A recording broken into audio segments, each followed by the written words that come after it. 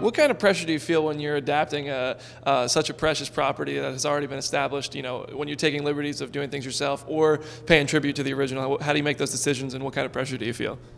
I mean, I think we've said from the get-go, we just used our heart as fans of the original, used our heart and our gut. We absolutely, I think, knew as fans what we wanted to see.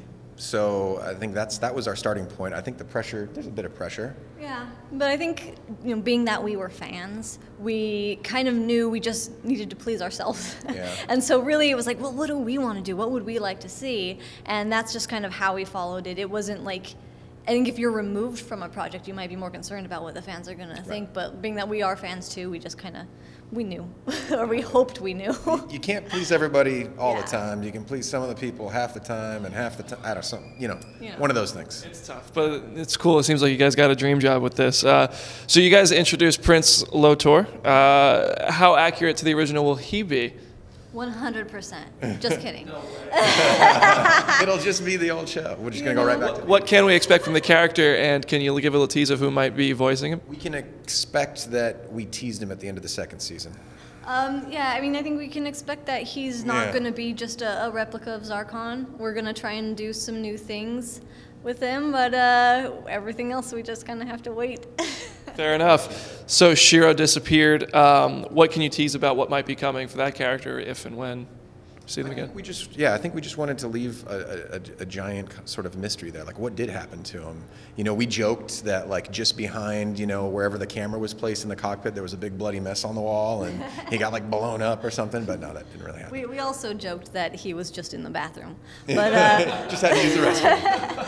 But yeah, what happens to Shiro really remains to be seen. Yeah, it's a giant mystery. A big theory is that Keith might kind of fill his shoes in his absence. Is that something we might expect to see, Keith taking on the... Solid theory. Yeah, solid I think theory. It's something we've tried to set up or definitely lead people down that road, and I think we both think Keith is a really compelling character, and there's a lot to be seen from him still, so let's just see where it goes. I think Shiro believed that as well. I think Shiro sort of was for sure. We've seen some really cool backstory stuff throughout the recent episodes, especially with Keith. Will we continue to see more characters develop through these, you know, backstory, flashback type deals, stuff like that in the coming episodes? I mean, that's what we're geeks for, I think, as storytellers. We definitely love doing all the flashback stuff. It's, you know, it's a matter of sort of balancing out, like, how many times is Voltron going to punch things in the face, and, like, revealing more stuff about our characters. But that's the stuff that gets our creative juices flowing, for sure. Yeah, and not every story is in the past, though. Like, we do like to explore some of the past, but a lot of our stories, our character stories, are in the present. Yeah.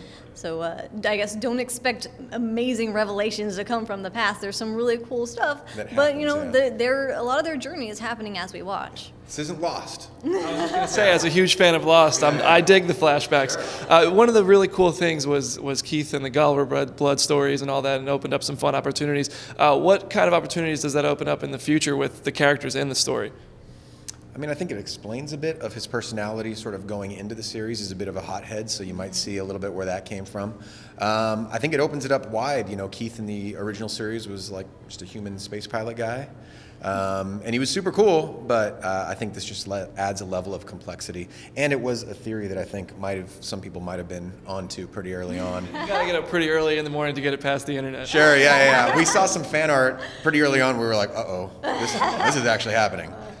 There's a really cool moment. I know a lot of people, this is a pretty specific moment people are wanting to see, Princess Allura riding a lion. Is there any chance we see that ever on the show?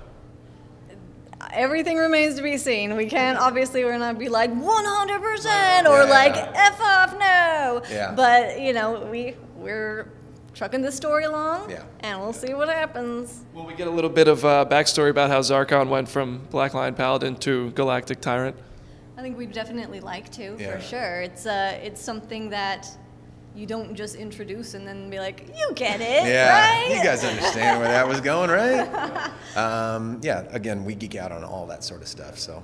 Super cool. And what in the coming episodes that you guys are working on, is there anything in particular that you're excited about that you can share, that you're just really looking forward to getting it out there? Because it seems you guys are so genuinely passionate and enthusiastic. There has to be something, but, you know, as spoiler-free as we can.